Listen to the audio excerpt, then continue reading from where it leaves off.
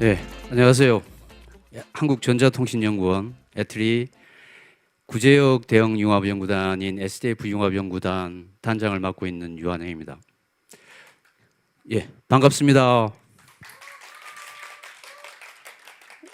제가 이 제목을 어떻게 정할까 하다가 스마트한 방패라는 저희의 융합연구단 이름하고 똑같은 제목으로 이렇게 진행을 하고요.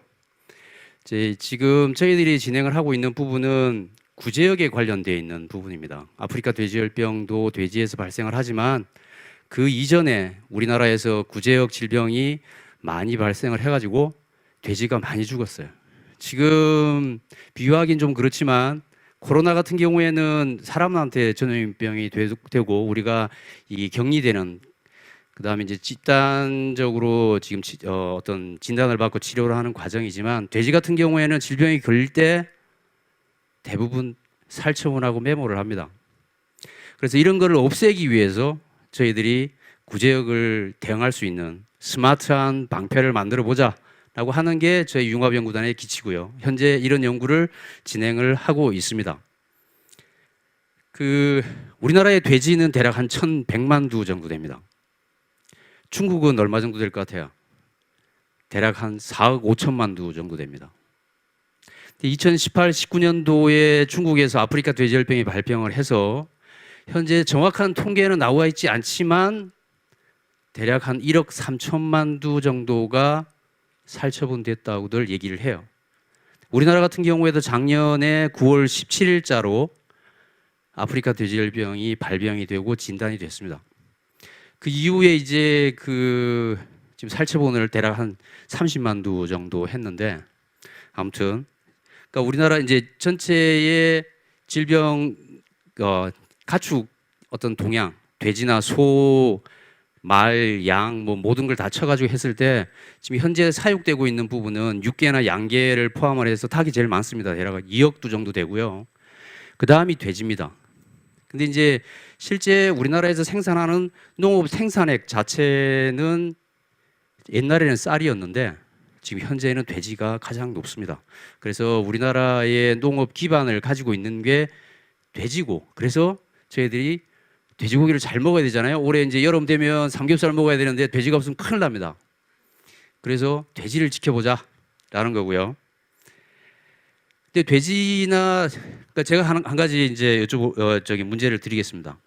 소를 우리가 식탁에까지 오는데, 지금 저는 이제 생명으로 다루지 않고 식탁에 오는 걸로만 다룰게요.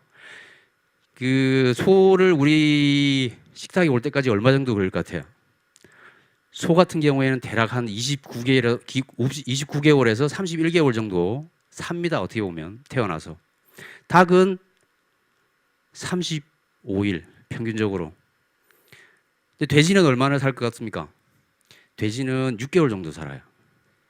그래서 1년 아니면 한 2년에 한 3번 정도 출하를 하게 되는데, 이 돼지가 6개월밖에 안 사는데 문제는 뭐냐면 이 아프리카 돼지열병이라든지 구제역이 걸리게 되면 그마저도 못 삽니다.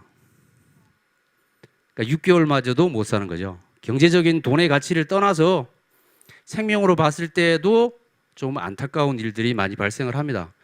근데 이제 구제역인 경우에는 질병에 걸리면, 바이러스가 감염이 될 경우에는 대략 50% 정도가 살아남아요. 나머지 50%는 이제 그 폐사를 하는 그런 경우인데, 아프리카 돼지열병인 경우에는 걸리면 대부분 죽습니다. 그래서 치사율이 100%이기 때문에 우리나라에 아프리카 돼지열병이 들어왔을 때 지금 살처분이라든지 이런 문제들을 많이 해결하려고 하고 있고요. 그러면 이제 기존에는 어떤 구제역 질병, 여기는 아프리카 돼지열병을 포함을 해서 구제역 질병을 말씀을 드리면, 우리나라에서 구제역 질병을 대응하는 방법들이 지금은 현재는 뭐냐면 국무회의를 총괄로 해가지고 농림축산검역본부라든지 농림축산식품부, 그다음에 각 농가들, 농협이라든지 전 국토의 어떤 이 방역 담당자들이 질병이 발생했을 때 대응을 진행을 하고 있습니다. 지금 보시다시피 그럼 기존에 대응하는 방법들은 실제 IT의 내용이 그렇게 많지는 않아요. 없다고 얘기하는 게 아니라 많이 있긴 하지만 그래도 그렇게 많지는 않습니다. 그래서 우리 SDF 융합연구단은 뭐냐면 이거를 조금 더 IT 냄새가 나게 하는 게 아니고 궁극적으로 문제를 해결할 수 있는 방법이 없을까를 고민을 하고 그거에 대해서 대응할 수 있는 시나리오를 만들었습니다. 그 시나리오는 크게 질병이 발생을 했을 때 보다도 발생하기 이전부터도 생각을 하는 겁니다. 그러니까 구제역이 발생을 하기 이전에 다른 질병들이 많이 발생을 하는데 그 질병들을 먼저 감지를 하게 되면 그 중에는 반드시 구제역이 들어갈 수 있거든요. 조금 더 큰 범위에서 질병을 관할을 하고 그 뒤에 진단을 하게 되면 구제역이다 아니다 진단을 할 수 있는 거죠. 그래서 저희들은 조기에 징후를 먼저 보고 두 번째는 확진을 할 수 있는 확진 진단 기술을 만들어냅니다. 지금 코로나 진단 기술하고 마찬가지로 고감도 진단을 통해서 진단할 수 있는 방법. 그 다음에 진단을 하게 되면 지금 우리가 역학조사를 많이 하잖아요. 누가 이태원 클럽에 가고 누가 학원 강사고 누군가의 어떤 활동을 했는지를 다 찾아내듯이 가축도 마찬가지입니다. 지금 코로나 대응이 옛날에 메르스의 영향도 많이 있겠지만 우리나라에서 구제역이 발병을 하면서 이러한 방역 체계가 다른 어떤 나라보다도 많이 갖춰져 있기 때문에 잘 대응을 할 수 있는 거예요. 그래서 이런 시나리오를 가지고 저희들이 진행을 합니다. 그러니까 이상징후가 생겼을 때 이상징후가 생긴 거하고 이렇게 다 하게 되면 그럼 이상징후 생기고 이런 것들에다 IT가 어디에 들어갔느냐? 돼지가 이상하게 보이면 행동이 이상합니다. 웁니다 많이. 사료를 안 먹습니다. 물을 안 먹어요. 2분 남았어요? 예, 빨리 하겠습니다. 예. 이런 진단을 통해서 하는데 저희들이 이렇게 열심히 구제역을 대응을 하고 있는데 문제가 발생을 했어요.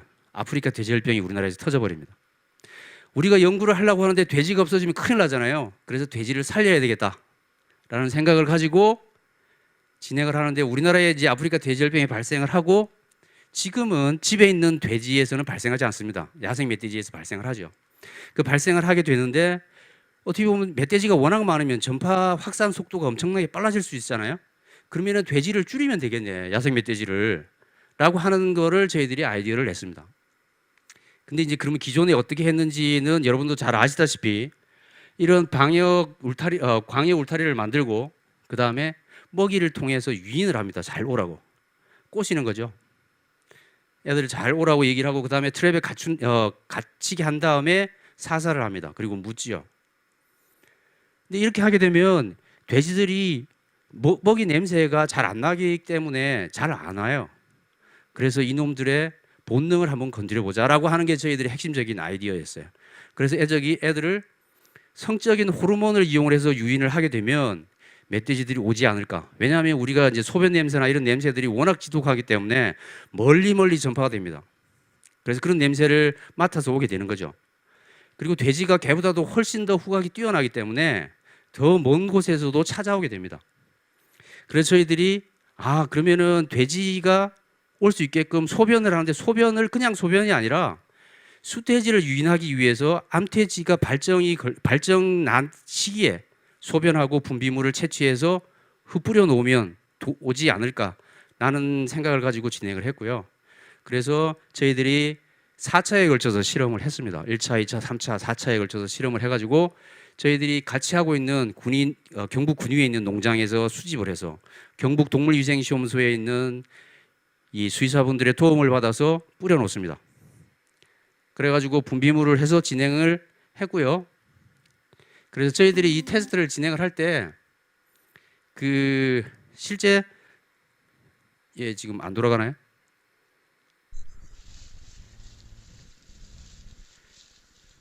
지금 현재 결과물만 보여드리면 돼지에 저희들이 처음에 한 3일 동안은 CCTV를 설치를 하고 분비물을 뿌리지 않고 돼지가 오는지 안 오는지를 봤습니다. 왜냐하면 이 길목이 돼지가 많이 오는 지역이면 우리가 실험해도 어떻게 보면 아무리 효과를 가질 수 없기 때문에 그래서 이 영상은 분비물하고 소변을 뿌렸을 때 돼지들이 지금 몰려오는 겁니다.